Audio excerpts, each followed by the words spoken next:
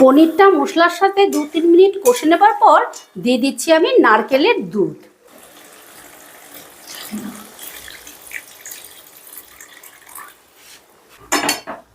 এবারে নারকেলের দুধটা দিয়েও আমি গ্যাসের আঁচটা মিডিয়ামে রেখে বেশ ভালো করে মশলার সাথে মিশিয়ে দিচ্ছি।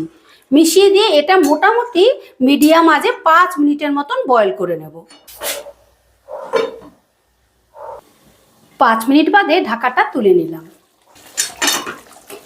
বন্ধুরা, রান্নাটা কিন্তু আমি লো আঁচে করেছি আর মাঝে একবার এসে নাড়া দিয়ে গেছি, কারণ যেহেতু কাজু বাদাম আছে তলায় কিন্তু লেগে যাওয়ার একটা টেন্ডেন্সি, তাই তোমরা অবশ্যই মাঝে 1-2বার এসে নাড়া দিয়ে যাবে।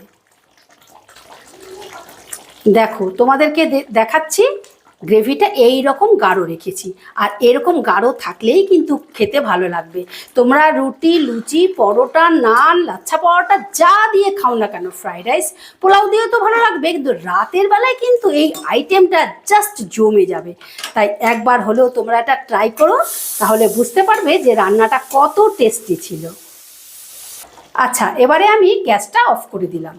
আচ্ছা, নামাবার আগে দিয়ে দিচ্ছি 1 চামচ গোলমরিচ। গোলমরিচটা কিন্তু আমি একদম পাউডার করে নিয়ে একটু দানা দানা করে কেটে ভেঙে নিয়েছি। দিয়ে দিচ্ছি 1/2 চামচ শাহি গরম মশলা। ফ্লেভারের জন্য দিয়ে দিচ্ছি অল্প একটু কসৌরি মেথি। বন্ধুরা, তোমরা এই সময় কিন্তু নুন আর মিষ্টিটা চেক করে নেবে। দিয়ে দিচ্ছি 3টে চেরা কাঁচা লঙ্কা, আর দিয়ে দিচ্ছি অল্প একটু ধনেপাতা। ধনেপাতা যদি হাতের কাছে থাকে তাহলে অবশ্যই একটু দিও, ফ্লেভারটা সুন্দর আসবে। এবারে সমস্তটা আলতো হাতে মিশিয়ে দিয়ে আমি 2 মিনিটের মতন স্ট্যান্ডিং টাইমে রাখবো। 2 মিনিট বাদে তোমাদেরকে পরিবেশন করে দেখাচ্ছি।